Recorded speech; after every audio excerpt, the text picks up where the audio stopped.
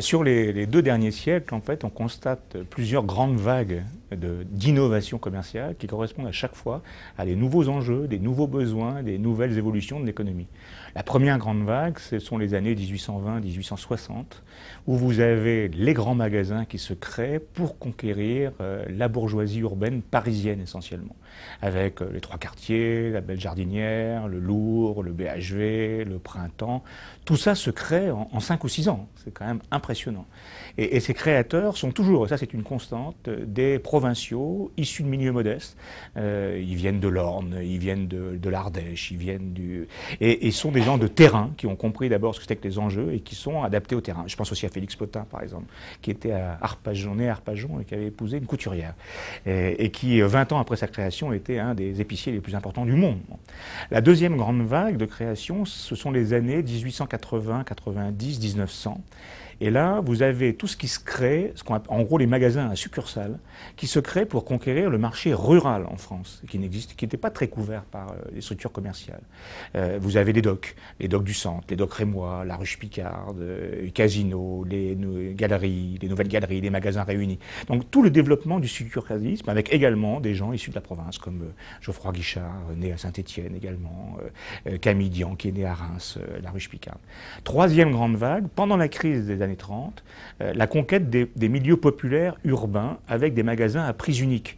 Vous avez prix unique, Monoprix, Uniprix, Viniprix, prix minime, autant de magasins qui ont été d'ailleurs créés par les Galeries Lafayette, par le Bon Marché, par le Printemps, pour conquérir non plus les bourgeoisies urbaines, mais les milieux populaires urbains.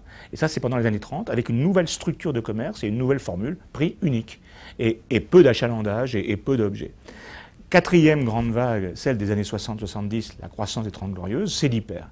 L'hypermarché, les Auchan, les Carrefour, les continents qui vont se créer pendant ces années-là, toujours avec des provinciaux, les familles Mullier, les familles De Forêt, les familles Fournier, les familles Leclerc bien évidemment, qui elles vont à la conquête au moment du baby-boom, elles vont à la conquête des femmes ayant 2 enfants et devant aller faire les courses pour le week-end avec leurs enfants sur la banquette arrière et un grand coffre pour mettre les courses pour la semaine. Voilà le modèle des années 60-70 qui va fonctionner, qui fonctionne toujours un peu, mais qui est aujourd'hui en péril. Pourquoi ?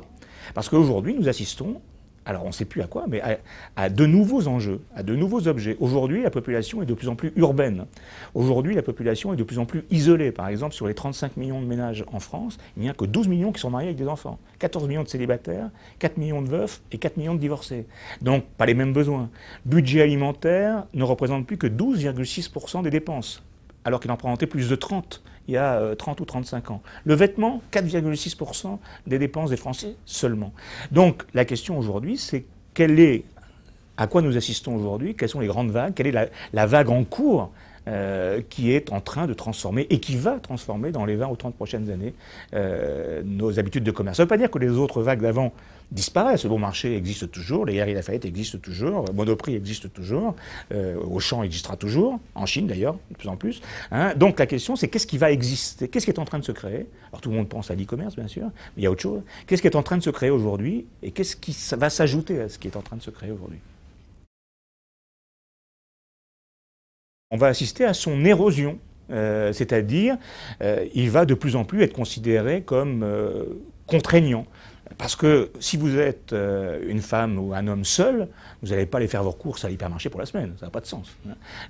Si vous habitez en ville, dans les centres-villes, comme de plus en plus les milieux ont tendance à revenir en centre-ville, et que vous n'avez plus de voiture, aller faire vos courses dans un hypermarché, c'est un peu compliqué. Vous n'avez pas envie de vous transporter avec 6 packs de Contrexéville. Donc vous allez dire, attendez, je préfère acheter ça sur oura.com et me faire livrer chez moi le pondéreux. D'autant plus que ça ne représente plus que 12% de mon budget.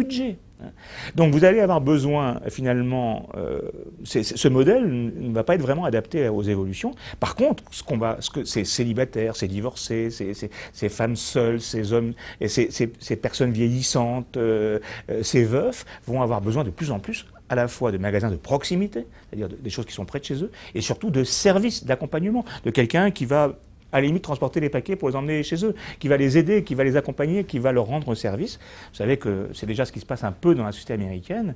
Et si nous avions la même structure d'emploi que les Américains à population comparable, il y aurait 3 millions d'emplois de plus en commerce. Donc on voit que que le commerce a un avenir absolument considérable s'il sait comprendre, mais il n'y a pas de raison qu'il ne le comprenne pas, il l'a toujours fait, et s'adapter aux mutations de notre société. Je pense que la crise, pour l'instant, personne ne sait quelle est son ampleur, de combien elle va durer. Je pense que cette crise va affecter un peu les chiffres d'affaires, mais le pouvoir d'achat des Français n'a pas baissé. Et d'ailleurs, il a rarement baissé en longue durée. C'est un livre que sort sur l'argent des Français, les chiffres et les mythes, qui montrent que sur les 2 derniers siècles, le pouvoir d'achat a toujours augmenté, avec des phases, mais il a toujours augmenté. Par contre, la crise va peut-être accélérer les mutations de cette société et les prises de conscience de cette société. Surtout qu'on pense de plus en plus à l'avenir de la planète, à l'avenir de notre jeunesse, et que le modèle un peu hyperconsommation gaspilleuse est peut-être celui qui va le plus souffrir dans le monde de demain.